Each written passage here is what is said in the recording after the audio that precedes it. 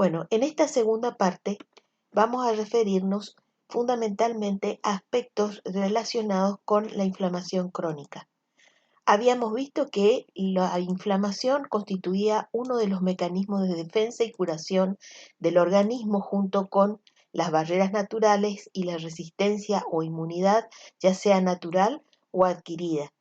que para su mejor comprensión lo habíamos dividido en fases, decíamos,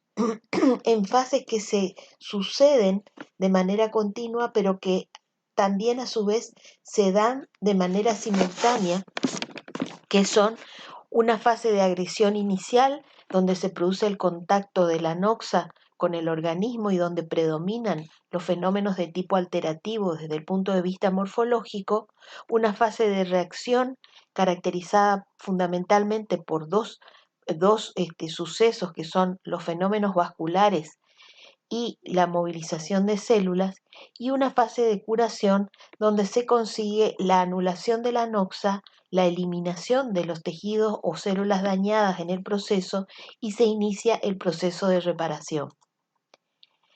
Habíamos dicho, en cuanto a la nomenclatura, que podíamos denominar de diferentes maneras a los procesos inflamatorios de acuerdo a su morfología en procesos inflamatorios de tipo alterativo, en el que predominaba el daño tisular,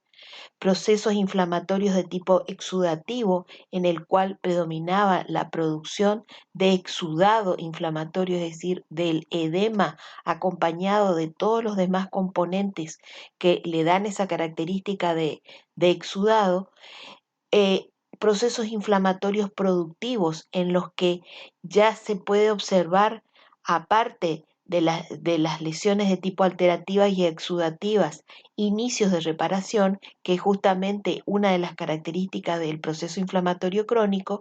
y de acuerdo a la clínica, decíamos que podían ser sobreagudas, agudas, subagudas o crónicas, de acuerdo al tiempo de evolución y a la intensidad de sus manifestaciones clínicas,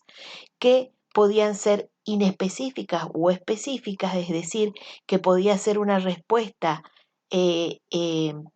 igual o estereotipada, independientemente de la noxa, cuando hablamos de una inflamación inespecífica, o podría tener algunas características particulares que permitían inferir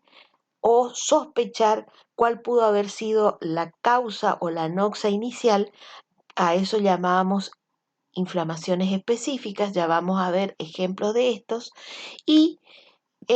también en cuanto a la nomenclatura,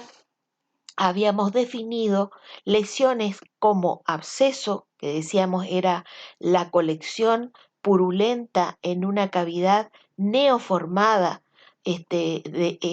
o una colección circunscripta en una cavidad neoformada, la celulitis y el flemón, que eran colecciones difusas de exudado, ya sea en el celular subcutáneo o entre planos musculares, fascias musculares,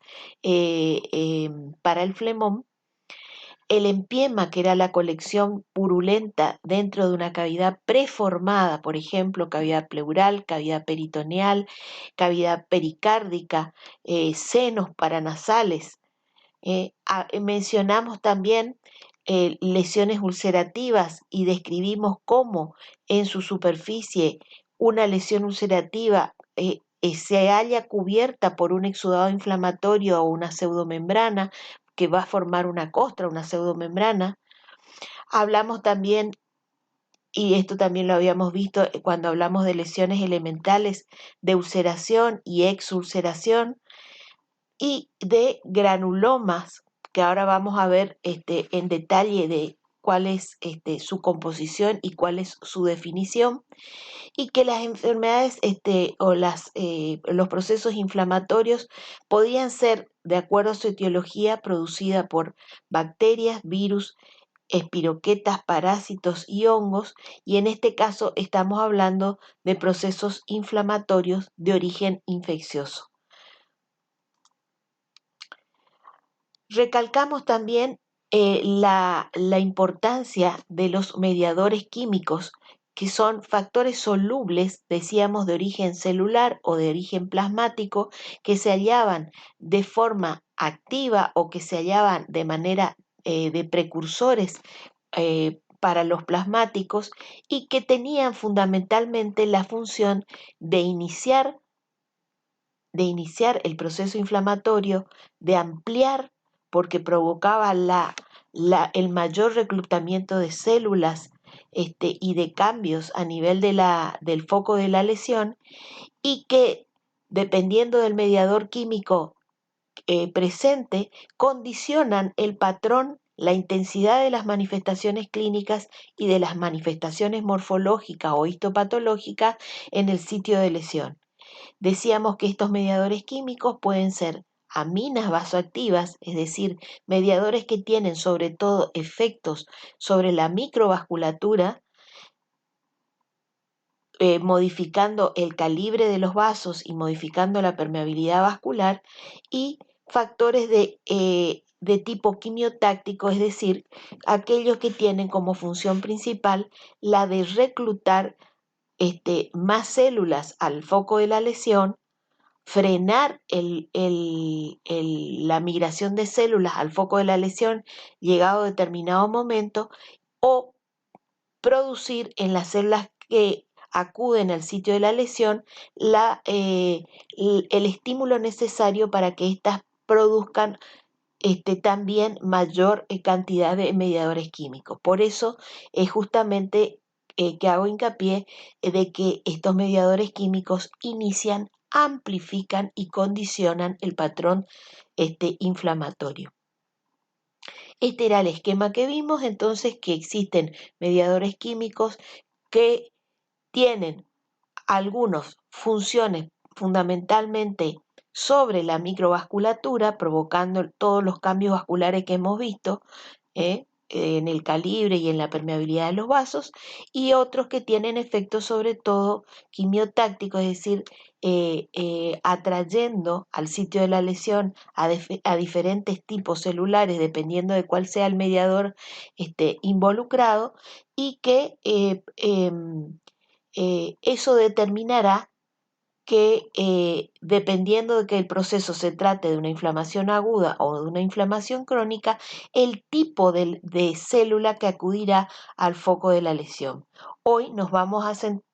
centrar ahora en esta charla a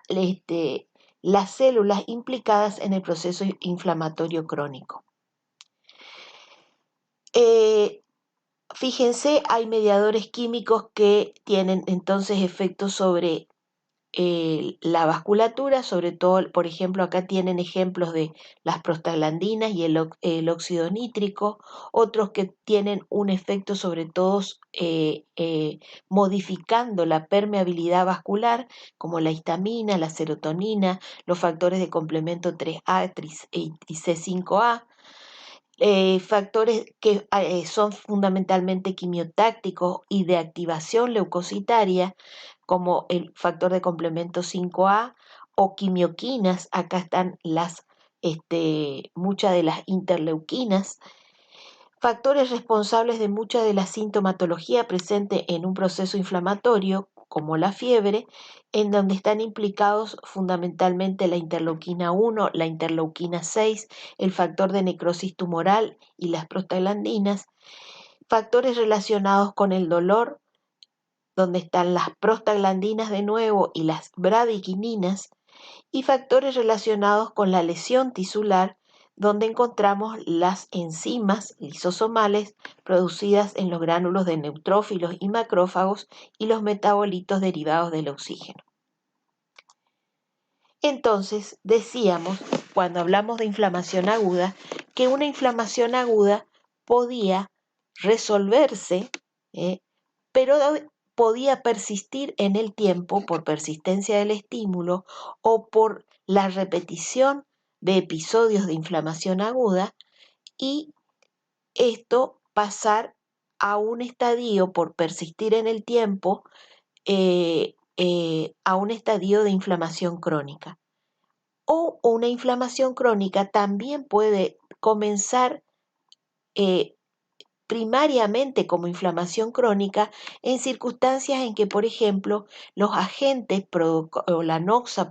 que provoca el proceso inflamatorio tiene, por ejemplo, baja intensidad o baja virulencia, ¿eh? O persisten, hay una exposición prolongada a la gente, ya sea tóxico, ya sea infeccioso, o también en circunstancias como por ejemplo en las infecciones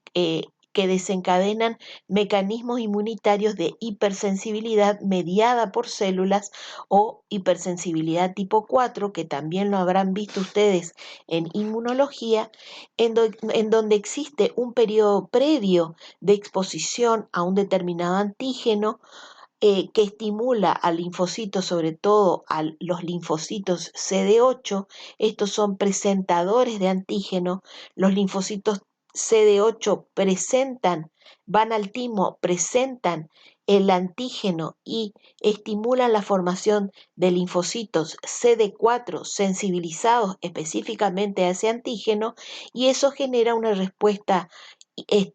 mediada por células, una respuesta particular, la producción de mediadores químicos específicos hacia ese antígeno, y un proceso inflamatorio crónico que también morfológicamente va a tener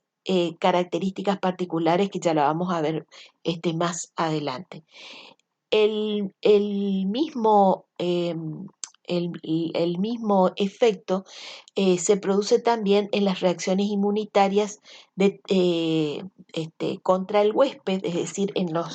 en los procesos de rechazo, en las enfermedades autoinmunes o en los pacientes trasplantados, generando entonces un proceso inflamatorio que tiene características de inflamación crónica.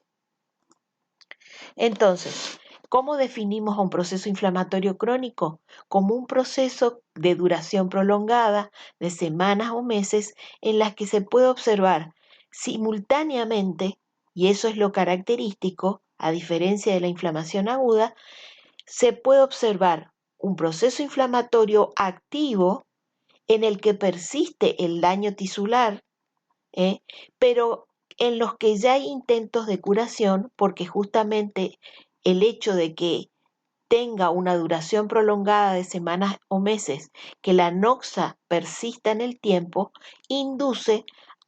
o da tiempo al organismo a iniciar los procesos de curación o de reparación en el tejido. Entonces vemos una combinación de proceso inflamatorio activo, de destrucción tisular que persiste y de intentos de curación. Esas son las tres características fundamentales que distinguen a un proceso inflamatorio crónico y que son los responsables de la duración prolongada de un proceso inflamatorio crónico.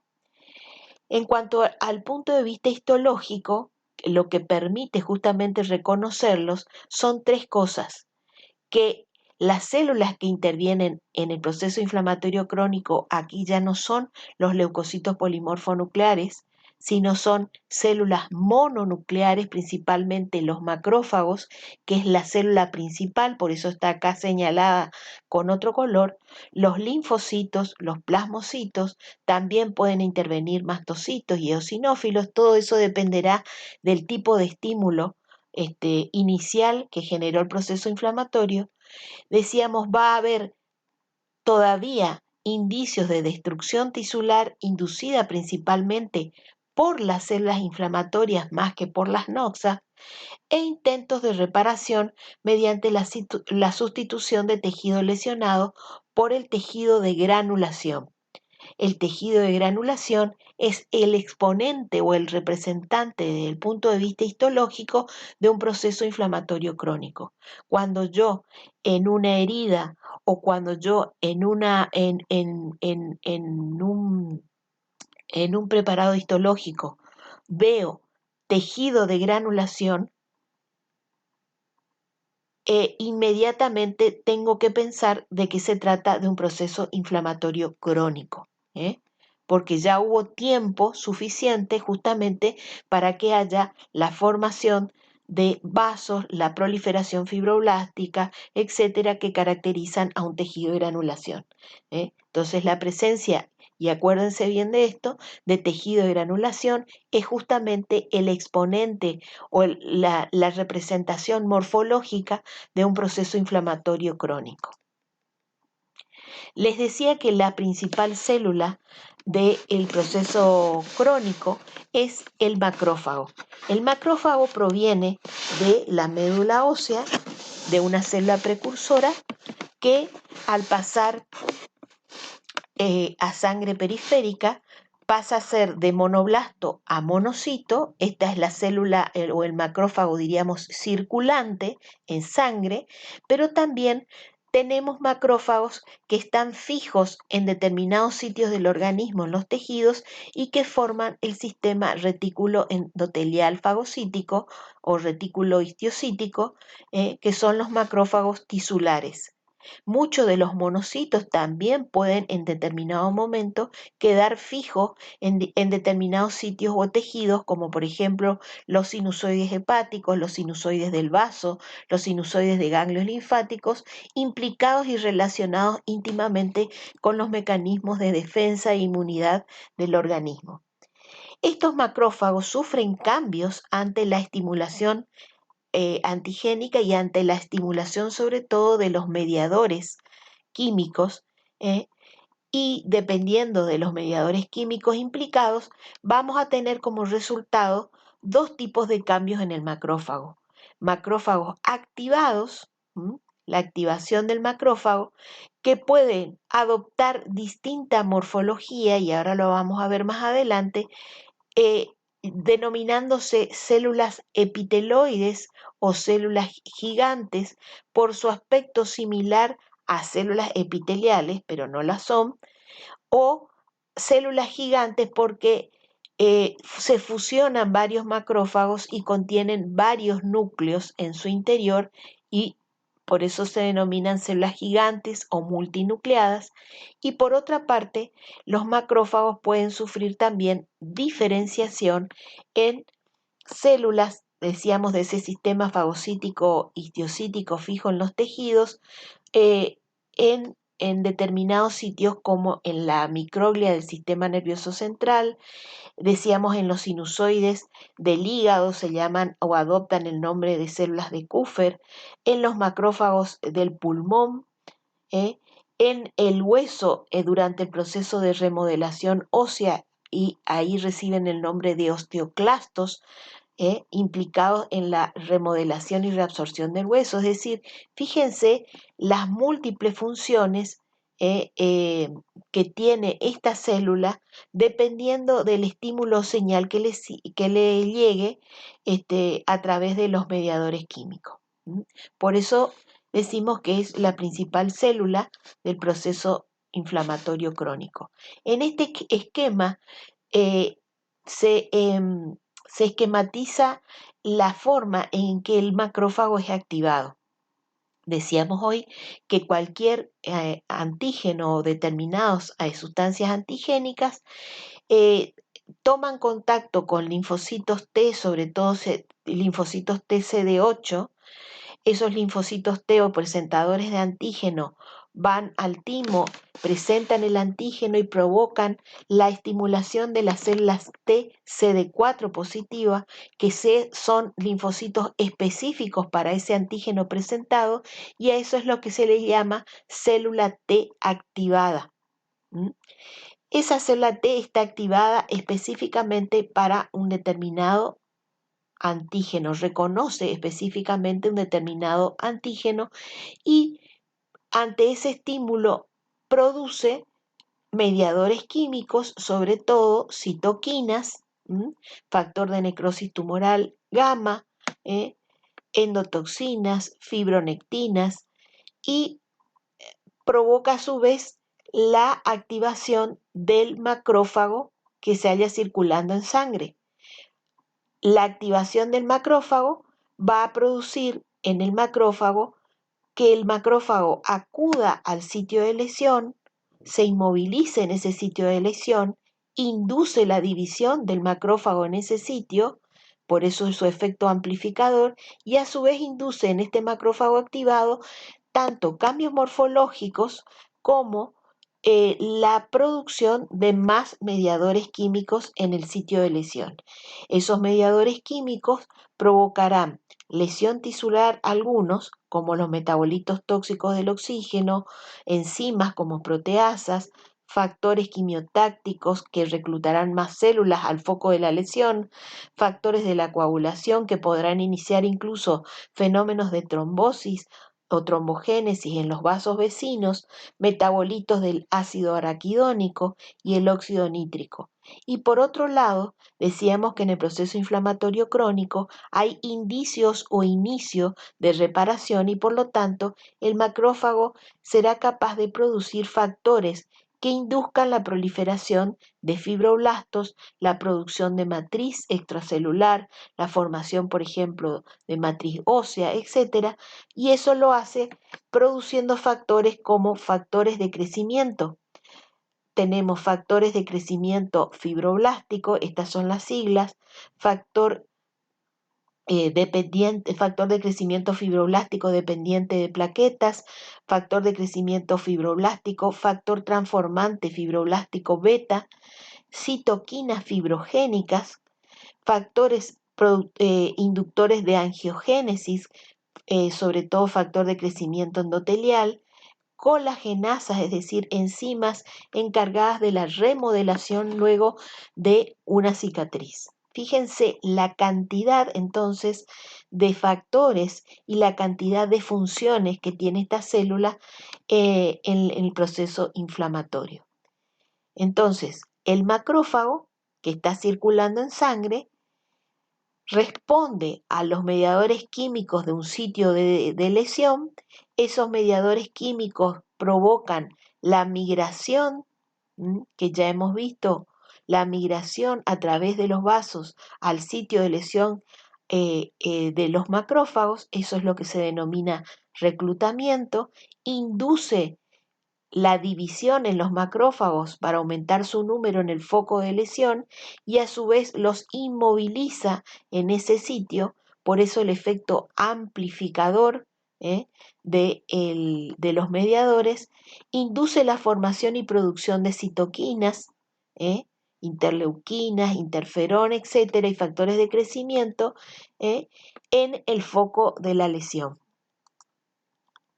Esto es lo mismo, pero nada más que para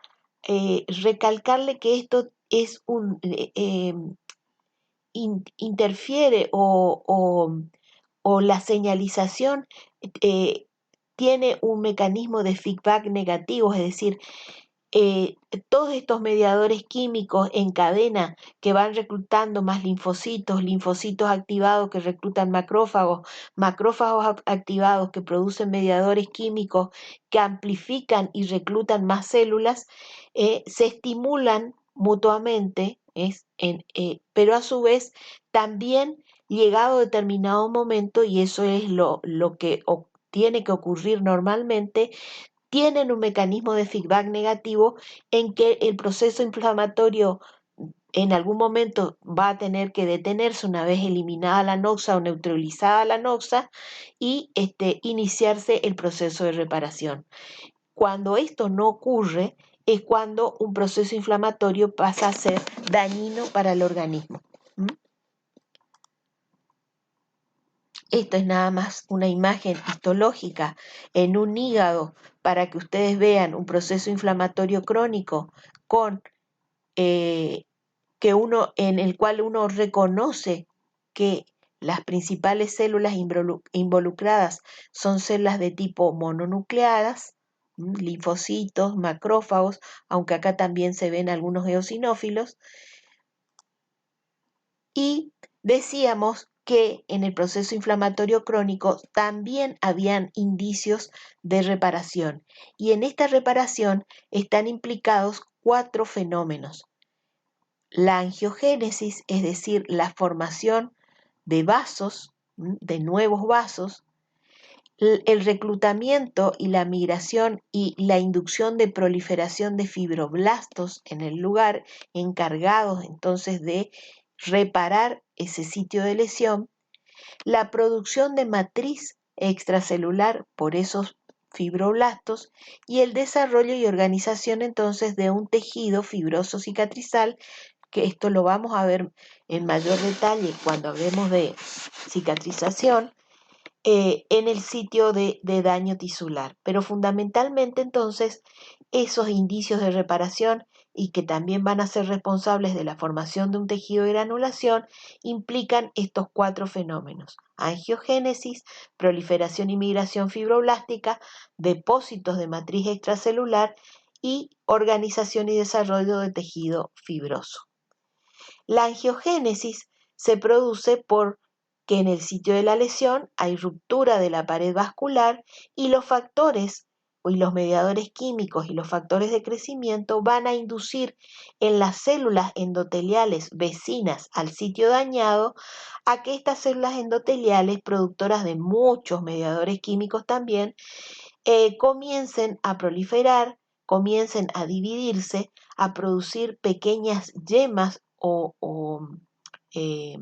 brotes de crecimiento de células endoteliales que primero van a ser sólidas, como ven acá en el extremo, y que a medida que estas células endoteliales maduran y se diferencian, van a ir formando luces vasculares nuevas, y a esto es lo que se denomina vasos de neoformación, que son característicos del tejido de granulación. Como son vasos nuevos, recién formados, las uniones intercelulares entre las células endoteliales son lábiles, son delgadas, son muy delgadas y están formadas únicamente por el espesor de la célula endotelial y la membrana basal. Estos vasos son muy permeables, y es por eso que el tejido de granulación, el tejido cicatrizal recién formado, ustedes lo van a ver siempre de color muy rojizo, muy edematoso, justamente porque está formado por estos pequeños vasos de paredes muy delgadas y muy permeables que permiten fácilmente el escape de líquido hacia el intersticio. Entonces, así es como se ve histológicamente el tejido de granulación, los vasos de neoformación. Fíjense qué separados que están unos de otros, porque todo el espacio intersticial, el tejido conectivo que los rodea, está muy edematizado. Esto es un esquema de esta imagen histológica, donde se esquematizan los vasos de neoformación, que se caracterizan por estas luces muy amplias, delgadas, formadas únicamente por una célula endotelial y la membrana basal, rodeados de un tejido conectivo laxo intersticial muy edematizado, donde vamos a reconocer fibroblastos y producción de fibras colágenas, como lo ven ustedes acá, estas células más ausadas que ven en la vecindad de los vasos de neoformación son fibroblastos, y fibras colágenas. Decíamos que estos 4 fenómenos implicados en la reparación son inducidos por justamente estos mediadores o factores de proliferación que hoy ya los mencionamos. La formación de nuevos vasos sanguíneos, la angiogénesis, principalmente por el factor de crecimiento del endotelio vascular, esta es la sigla, la migración y proliferación de fibroblastos por los factores de crecimiento, de crecimiento fibroblástico, los factores de transformantes fibroblásticos alfa, el factor de crecimiento fibroblástico dependiente de plaquetas, factor de crecimiento endotelial, la interleuquina 1, factor de crecimiento transformante beta. El beta y el alfa tienen efectos antagónicos, mientras el alfa tiene efectos inductores de proliferación fibroblástica, el beta tiene efectos de detener la proliferación fibroblástica. Esta es justamente la manera en que este proceso se autorregula a medida que transcurre el tiempo, eh, de inicio del proceso de reparación. Después hay depósitos, decíamos, de matriz extracelular con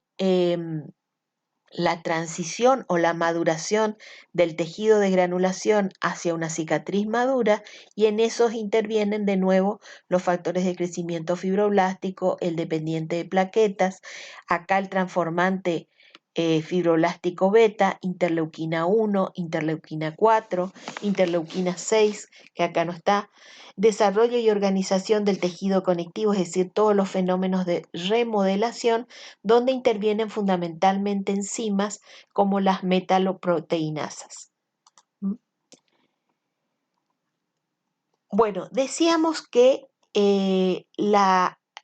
proceso inflamatorio crónico se caracterizaba, o su exponente desde el punto de vista morfológico, era el tejido de granulación.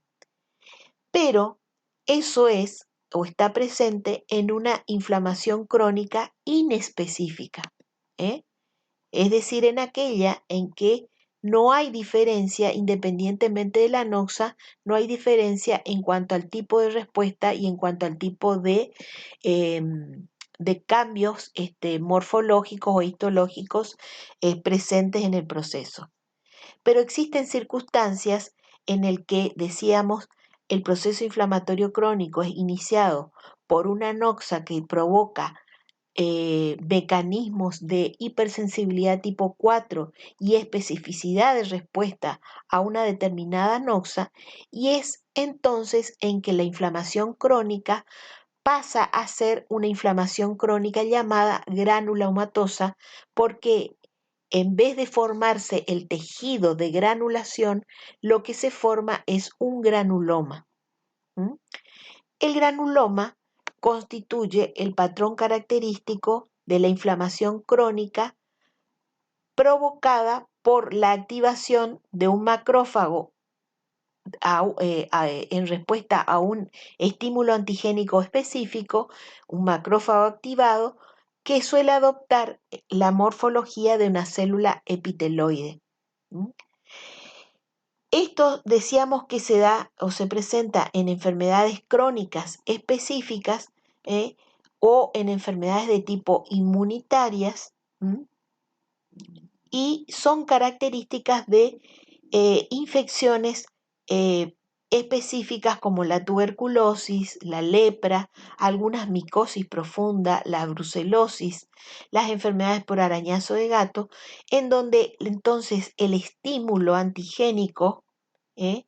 induce una respuesta inmunológica específica de tipo celular, de tipo 4, e induce la producción de linfocitos T CD4 específicamente activados. Estos inducen la activación de macrófagos activados, y esos macrófagos conforman una estructura particular denominado granuloma. Entonces, el granuloma lo podemos definir como una zona local de inflamación, que adopta una configuración particular del proceso inflamatorio crónico, cuyos elementos celulares mononucleares tienden a circunscribirse alrededor de un foco central, que pueden ser, fíjense, un foco de necrosis, como hemos visto en la necrosis caseosa de la tuberculosis, puede ser alrededor de un cuerpo extraño, por ejemplo, un hilo de sutura o un material queratóxico que genere una respuesta de este tipo granulomatosa, y que se haya rodeado por células gigantes multinucleadas que no son más que macrófagos modificados. Entonces, existen fundamentalmente, o podemos describir, dos tipos de granulomas. Los granulomas que llamamos de tipo cuerpo extraño, y los granulomas denominados inmunitarios, que se forman justamente en respuesta a agentes infecciosos específicos, como decía hoy, bacilos de la tuberculosis, bacilos de la lepra, algunas micosis profunda como paracoccidiomicosis, blastomicosis, histoplasmosis, etcétera, que provocan un granuloma o una respuesta específica inducida por ese tipo de noxa en particular. Entonces, una cosa que quiero acá detenerme y hacer hincapié es que el tejido de granulación no es lo mismo que un granuloma. El tejido de granulación es el tejido que vemos en un proceso inflamatorio inespecífico. ¿eh? Es el exponente, decíamos, de el indicio de reparación en cualquier proceso inflamatorio inespecífico. En cambio, el granuloma es el exponente de un proceso inflamatorio específico. Va a adquirir una configuración y un aspecto particular en respuesta a una noxa en particular, ya sea, decíamos, un cuerpo extraño o ya sea un agente infeccioso particular, llámese hongo, algunas micobacterias, algún parásito, etcétera, pero va a adoptar una morfología particular. Entonces, tejido de granulación no es lo mismo que granuloma. Este es el esquema de un granuloma. Decíamos entonces que es una lesión circunscripta en el cual los macrófagos activados y modificados adquieren esta morfología particular alrededor de un foco que puede ser de necrosis, como estamos viendo en este esquema, que es el esquema de un granuloma tuberculoso, o puede ser alrededor de un foco de, por ejemplo, de un cuerpo extraño. En este caso, que es el granuloma tuberculoso, vamos a ver, como se ve acá en el esquema de la derecha, una zona central, la zona central del granuloma, ocupada por material necrótico de tipo caseoso, que también tiene su particularidad y le aporta justamente esa característica particular a este granuloma que permite su reconocimiento y que permite inferir de que esto se trata de una lesión tuberculosa. De ahí es que decimos, esto es una lesión que yo puedo denominarla específica porque el tipo el tipo de cambios histológicos que estoy observando me inducen a pensar que el agente etiológico es el bacilo de la tuberculosis. Y entonces teníamos una zona central ocupada por material necrótico caseoso, rodeado de macrófagos modificados, que son estos que ustedes ven que están dispuestos en forma radiada o en empalizada alrededor del foco de necrosis. Acá lo ven con mayor aumento, y que se llaman epiteloides por este aspecto similar a célula epitelial que adopta en su morfología, o que confluyen varios y forman estas células gigantes multinucleadas en las que los núcleos se disponen periféricamente en herradura, que se denominan células de Langhans, que son específicas y características de la tuberculosis. Entonces, esto es el esquema de un granuloma, en este caso de un granuloma tuberculoso, y periféricamente a la zona por fuera de la empalizada de células epiteloides o de macrófagos, vamos a distinguir una corona de linfocitos, que son todas estas células azules que ustedes ven acá en el esquema, y son todas estas células que ustedes ven rodeando por fuera al granuloma, que lo terminan circunscribiendo. Y por fuera de esta corona linfocitaria vamos a ver incluso proliferación fibroblástica, porque como todo proceso inflamatorio crónico, decíamos, hay también indicios de reparación o de cicatrización, y por lo tanto acá también se observa, circunscribiendo el granuloma, la presencia de fibroblastos. Estas son otras fotografías de otro granuloma tuberculoso, cómo se ve una célula de Langhans con los núcleos dispuestos en herradura periféricamente, característico de la tuberculosis, y la microfotografía de abajo corresponde a un granuloma de cuerpo extraño, en el que dentro de la célula gigante multinucleada podemos observar material fagocitado, refringente, que nos permite a nosotros reconocer que se trata de un granuloma de cuerpo extraño. Es decir, que si bien el granuloma constitutivamente tienen prácticamente los mismos elementos, es decir, macrófagos activados o modificados, corona linfocitaria, proliferación de fibroblastos, y el centro puede tener un centro de necrosis o puede tener cuerpo extraño. La particularidad de la distribución y disposición de estos elementos nos va a permitir ir reconociendo y distinguir si se trata de un granuloma tuberculoso, si se trata de un granuloma provocado por una micosis profunda en la que reconoceremos elementos micóticos dentro de la célula gigante, o si se trata, por ejemplo, de un granuloma de tipo cuerpo extraño. ¿Mm? Y por último, vamos a ver definiciones o conceptos que pensamos también es importante que los tengan bien claros en cuanto a su significado. Y en primer término vamos a hablar de infección. Decíamos que infección era aquella respuesta inflamatoria inducida por un germen, por un agente infeccioso. Decíamos que la inflamación podía ser provocada por otros agentes, por ejemplo, químicos, físicos, pero en el caso de que sea por un agente biológico o infeccioso, como bacterias, virus, hongos, hablamos de una infección. Cuando están implicados entonces en un proceso inflamatorio, agentes infecciosos, también tenemos que conocer el significado de lo que se denomina patogenicidad, que es la capacidad de ese agente infeccioso de producir enfermedad. Esto también va a ser uno de los determinantes del tipo de respuesta inflamatoria que vamos a poder observar. Recuerdan que al inicio del tema habíamos mencionado que existían 3 participantes importantes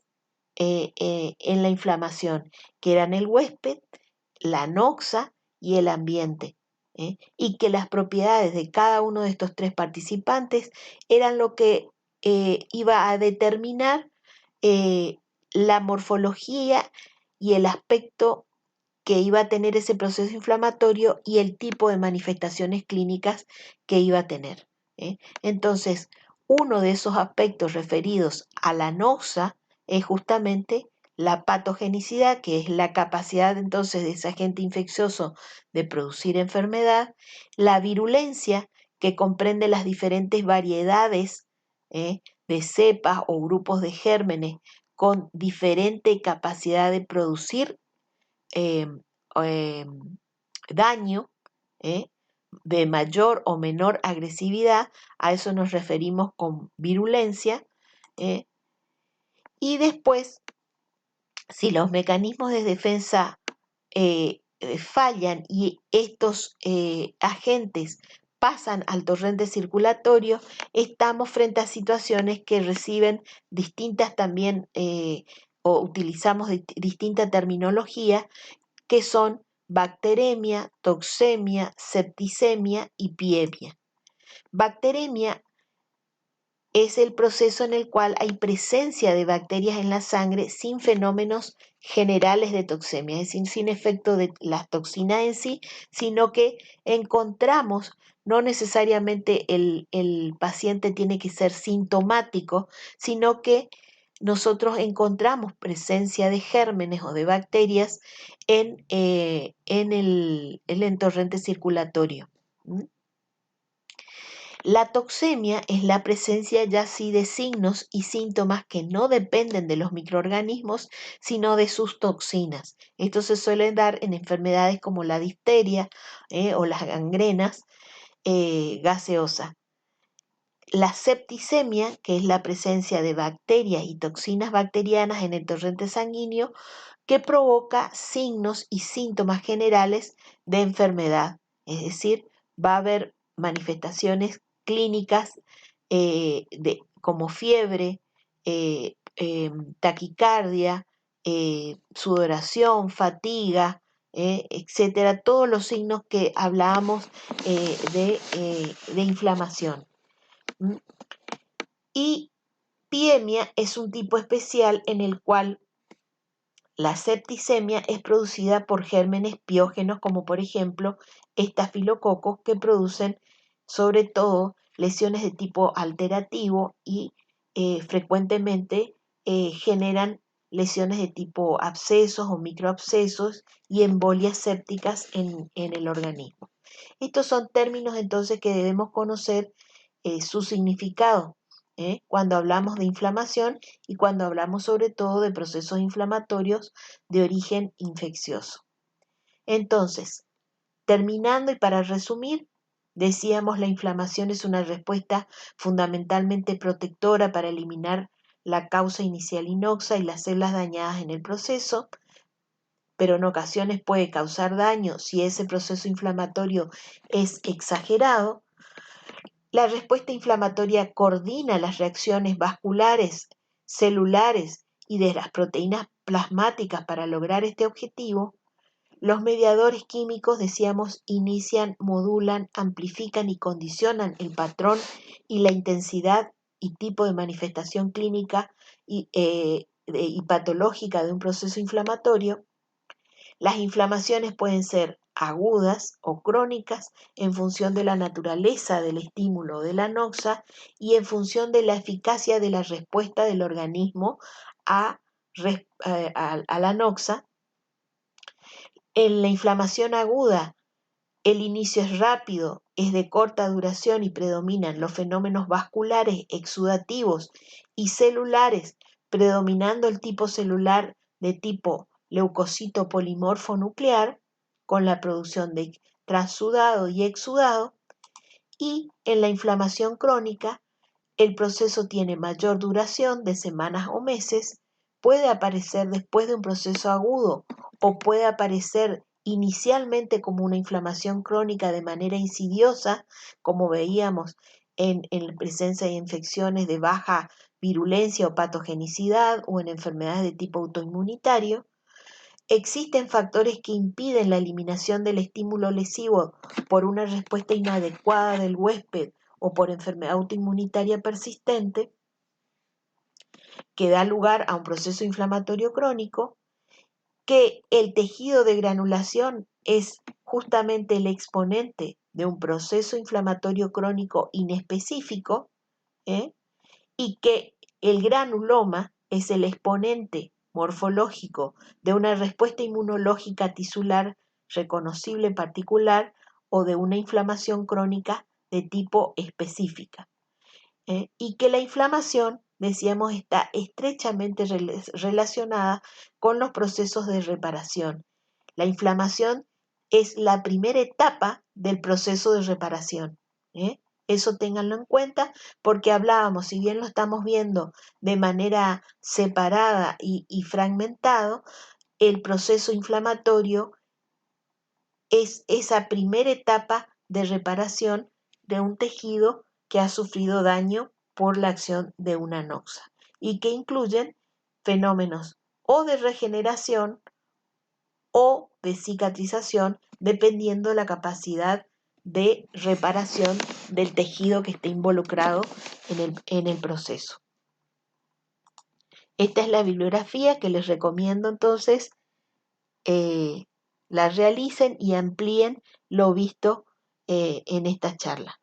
Muchas gracias.